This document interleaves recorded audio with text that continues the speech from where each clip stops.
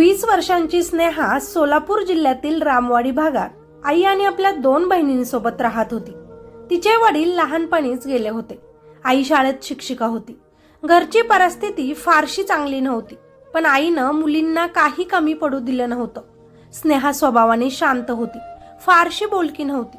कुणाशी वाद घालणं, मोठ्यानं बोलणं तिला जमत नसे. 12वी पर्यंतचं शिक्षण तिनं अक्कलकोट तालुक्यातील एका गावात मामाकडे राहून पूर्ण केलं होतं. तिथेच तिचं आयुष्य हळूहळू बदलायला लागलं. तिच्याच मामाच्या गावापासून जवळच असलेल्या दुसऱ्या गावातील 22 वर्षीय आदित्य स्वभावाने साधा सरळ. कुठलाही मोठा गुन्हेगारी स्वभाव नव्हता त्याचा, पण तो खूप हट्टी आणि पटकन भावनिक होणारा मुलगा होता. स्नेहा आणि आदित्यची ओळख ओळखीच्याच लोकांमधून झाली होती. सुरुवातीला त्यांचं साधं बोलणं होतं, मग मोबाईलवरून बोलणं वाढलं. आदित्य स्नेहावर प्रेम करतो असं तिला सांगायचा. मी तुझ्याशीच लग्न करणार असं तो वारंवार तिला म्हणायचा. स्नेहा त्याला स्पष्ट होकार देत नव्हती, पण ती त्याच्याशी बोलत होती. तिला वाटायचं वेळेनुसार सगळं ठरेल. तीही प्रेम करायची त्याच्यावर, म्हणूनच त्याच्यासोबत बोलायची, भेटायची, बाहेर फिरायची. पण स्नेहाच्या घरच्यांना हा प्रकार बाहेरून कळल्यानंतर त्यांनी त्यांच्या नात्याला स्पष्ट विरोध केला. तिच्या आईने आणि तिच्या मामाने आदित्यला समजून सांगितलं की तुमचा हा संबंध बंद करा. आम्ही आमच्या मुलीचं लग्न तुझ्याशी लावून देणार नाही. त्यानंतर स्नेहावरही दबाव वाढला त्याच्यापासून दूर राहण्याचा.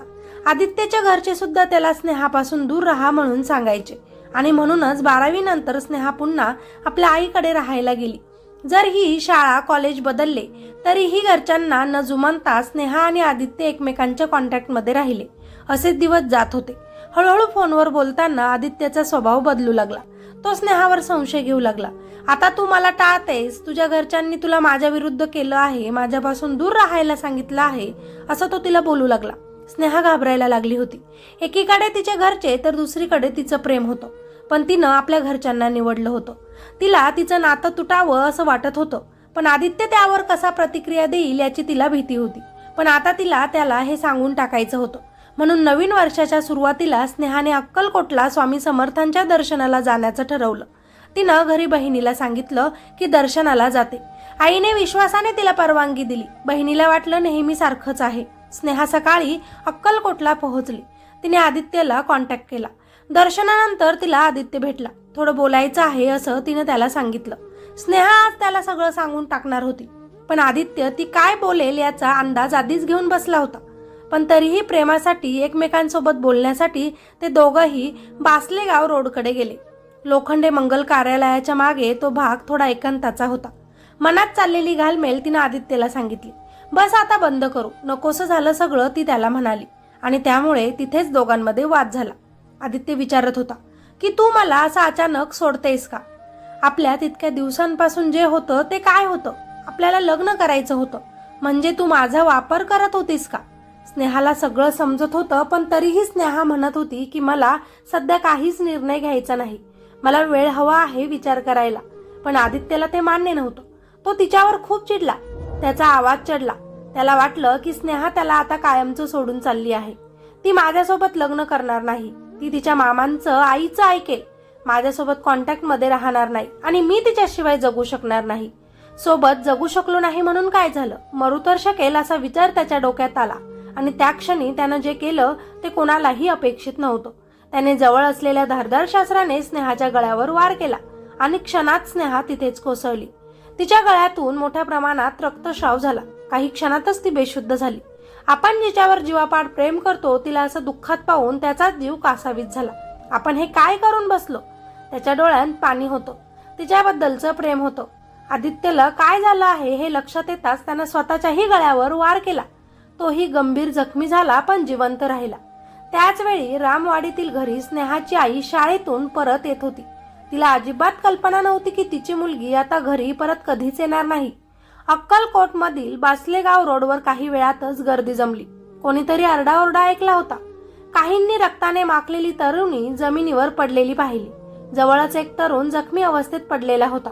कुणीतरी लगेच पोलिसांना आणि रुग्णवाहिकेला फोन केला. पोलीस येईपर्यंत स्नेहाच्या अंगातून रक्त वाहत होतं. ती शुद्धीवर नव्हती. रुग्णवाहिकेत टाकून तिला सरकारी रुग्णालयात नेण्यात आलं, पण डॉक्टरांनी तपासूनच सांगितलं की उपचाराआधीच तिचा मृत्यू झाला आहे. गळ्यावर खोल वार झाल्यामुळे प्रचंड रक्तस्राव झाला होता. आदित्यची अवस्था गंभीर होती. त्याच्या गळ्यावरही जखम होती. डॉक्टरांनी तात्काळ उपचार सुरू केले. पोलिसांनी घटनास्थळाची पाहणी केली. धारदार शस्त्र तिथेच आढळून आलं. पंचनामा करण्यात आला. दुपारच्या सुमारास रामवाडीतील स्नेहाच्या घरी बातमी पोहोचली. आधी कुणालाच विश्वास बसला नाही. आईला फोनवर फक्त एवढंच सांगण्यात आलं की अक्कलकोटला या मुलीबाबत काहीतरी घडलं आहे. आई घाबरली. नातेवाईकांना सोबत घेऊन ती तात्काळ अक्कलकोटला निघाली. रुग्णालयात पोहोचल्यावर डॉक्टरांनी जे सांगितलं ते ऐकून तिच्या पायाखालची जमीन सरकली. स्नेहा आता जिवंत नव्हती. आई तिथेच कोसळली. माझी मुलगी दर्शनाला गेली होती हे शब्द तिच्या तोंडातून वारंवार बाहेर येत होते. नातेवाईकांनी तिला सावरलं. बहिणी रडत होत्या. कुणाला काय बोलावं हेच कळत नव्हतं. स्नेहाचा मृतदेह उत्तरीय तपासणीसाठी ग्रामीण रुग्णालयात हलवण्यात आला. पोलिसांनी आईचा जबाब नोंदवला. तिनं आदित्यचं नाव घेतलं. प्रेमसंबंध, विरोध, सततचे फोन, दबाव याबद्दल तिनं सगळं सांगितलं. त्यानुसार अक्कलकोट उत्तर पोलीस ठाण्यात गुन्हा दाखल करण्यात आला.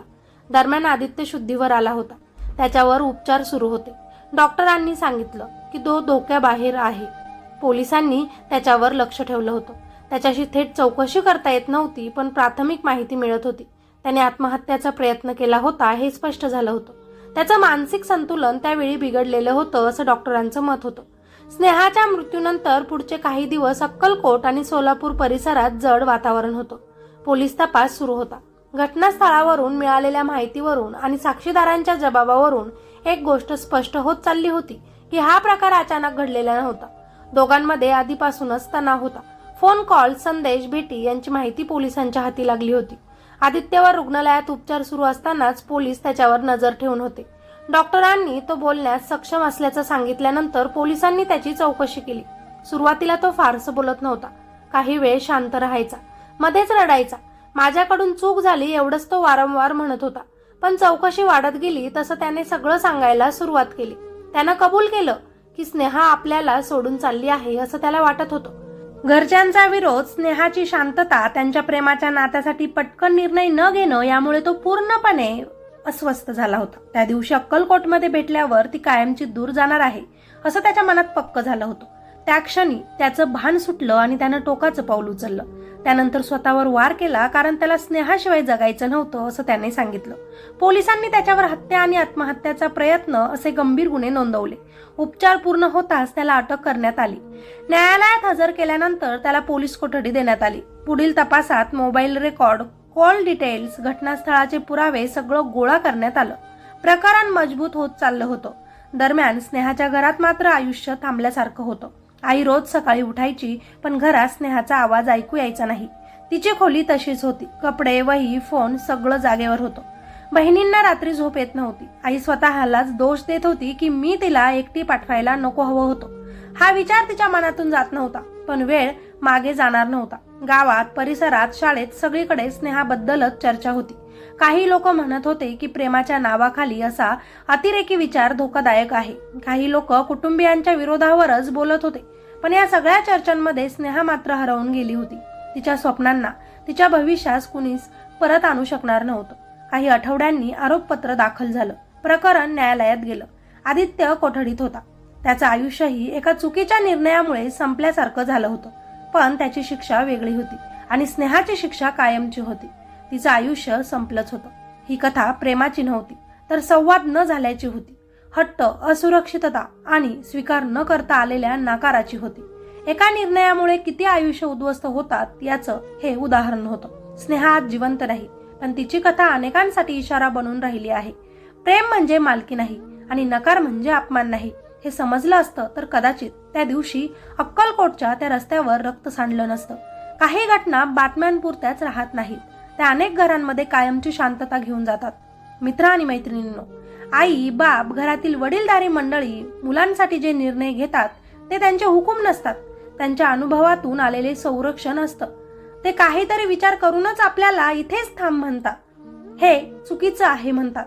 त्यामुळे आपण देखील त्यांचं ऐकून तिथेच थांबायला हवं. प्रेमात घेतलेले चुकीचे निर्णय क्षणात सुख देतात हो, पण त्याचे परिणाम आयुष्यभर आपल्याला भोगावे लागतात. म्हणून मोठ्यांचं ऐकणं कमजोरी नाही, तेच शहाणपण असतं. बाकी या घटनेतील आदित्यला काय शिक्षा मिळावी, त्याने जे काही केलं ते चूक की बरोबर, खाली कॉमेंटमध्ये आपल्या प्रतिक्रिया नक्कीच सांगा. व्हिडिओला लाईक करा आणि चॅनलवर नवीन असाल तर आपल्या चॅनलला सबस्क्राईब करायचं अजिबात विसरू नका. चला, काळजी घ्या स्वतःची. धन्यवाद.